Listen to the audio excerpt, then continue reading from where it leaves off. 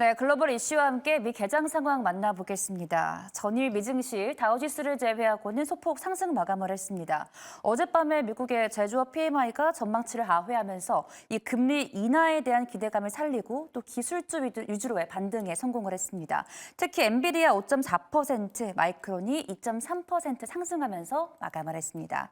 더 자세한 이야기를 들려주실 분이죠. 뉴욕 증시 전문 유튜버입니다. 유선환님 연결돼 있습니다. 안녕하세요. 네, 안녕하십니까. 네, 반갑습니다. 전일 ISM PMI가 발표가 됐습니다. 이로 인해서 금리 인하, 경기 둔화 이 두 가지 신호가 공존했는데 어떻게 보셨을까요?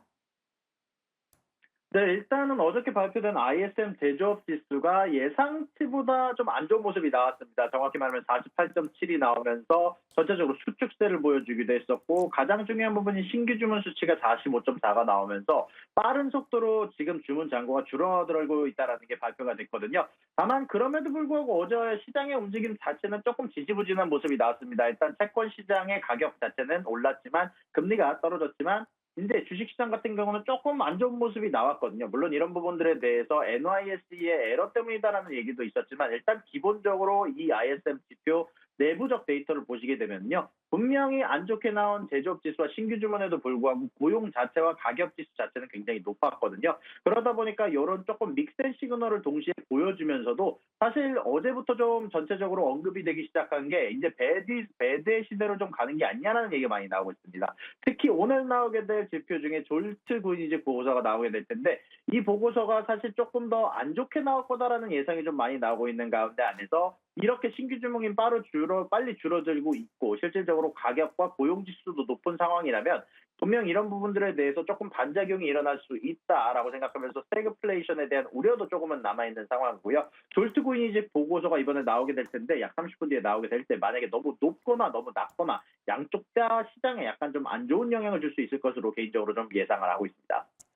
네, 한국 시간으로 11시에 발표되는 졸츠 구인 보고서까지 함께 주시하시면 좋을 것 같습니다. 어제 계속해 나왔던 소식인데 이 투자의 기재 워렌 버핏이 이끄는 버크셔가 이 전산 오류로 인해 거래가 한동안 중단되는 일이 벌어졌습니다. 정확한 내용 짚어주시겠어요? 네, 어제자 기준으로 정말 많은 종목들이 갑작스럽게 99%, 특히 버크셔 같은 경우는 마이너스 99.8%까지 하락하는 모습이 나오기도 했었는데요.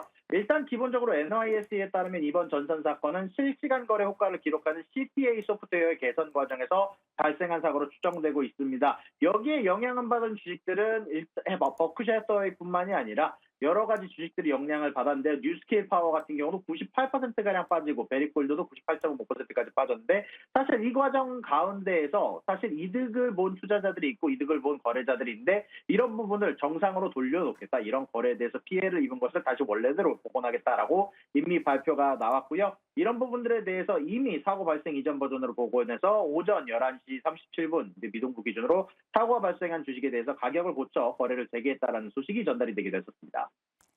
네, 또 이어서 인텔이 새로운 AI 칩을 공개를 했습니다. 현재 엔비디아 0.4% 오르고 있고 인텔이 이 와중에 0.9% 넘게 이렇게 오르고 있는데 어떤 내용일까요?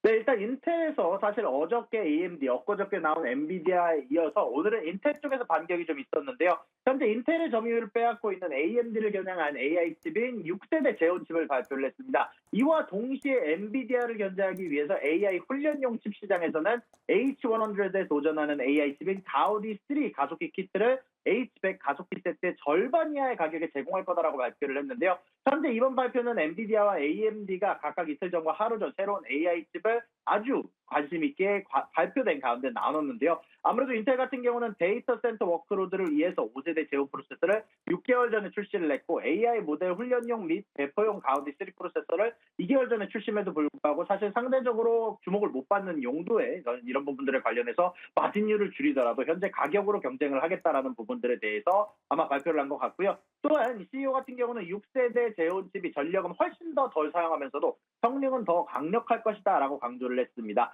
그리고 이런 부분들에 관련해서 또 나왔던 이야기가 현재 인텔이 이미 삼성 파운드를 넘어섰다라는 식으로 이야기를 하기도 했었는데요. 과연 추가적으로 나오게 될 이야기가 어떤 부분일지 인텔과 AMD, 엔비디아의 내 경쟁이 좀 가속화가 되고 있는 모습입니다. 네, 말씀하시는 동안에 인텔이 계속해 상승분을 키워가고 있다는 점 함께 보내드립니다. 또 이어서요, 오늘 인도에서도 이슈가 있었습니다. 또 총선 출구조사 결과가 나왔는데 여권의 과반수 달성이 어려워질 수 있다는 결과가 나오면서 오늘 인도 증시가 폭락을 했습니다. 관련 내용 짚어주시겠어요? 근데 사실 어제까지만 하더라도 인도가 웃고 멕시코가 울면서 선거 결과와 선거 미리 조사한 선거 여론조사에 대해서 증시가 흐리를 교차했었는데요. 사실 어저께까지만 하더라도 이 모디가 나름대로 모디 총리가 압승할 것이다. 현재 인도가 친시장 친기업 정책을 계속할 것이다라는 희망에 어저께까지만 하더라도 인도 증시가 껑충 뛰어올랐고 멕시코 같은 경우는 반대로 에너지 통화 정책에 대한 우려가 생기면서 조금 더 왼쪽에 치우친 정권의 재집권의 증시가 급락을 했었는데 여기에다가 갑작스럽게 어저께 나오게 된 조사에 따르면 모디가 압승이 어려울 것 같다라는 전망에 사실 반대로 다시 또 올랐던 부분들을 다시 토해내고 있는 모습들이 인도 증시에서 관측이 되고 있다라는 소식이 전달이 됐습니다. 네, 계속해 해당 뉴스 플로우 체크하시면 좋을 것 같습니다. 저희는 오늘 여기서 마치겠습니다. 유선아님 고맙습니다. 수고하셨습니다.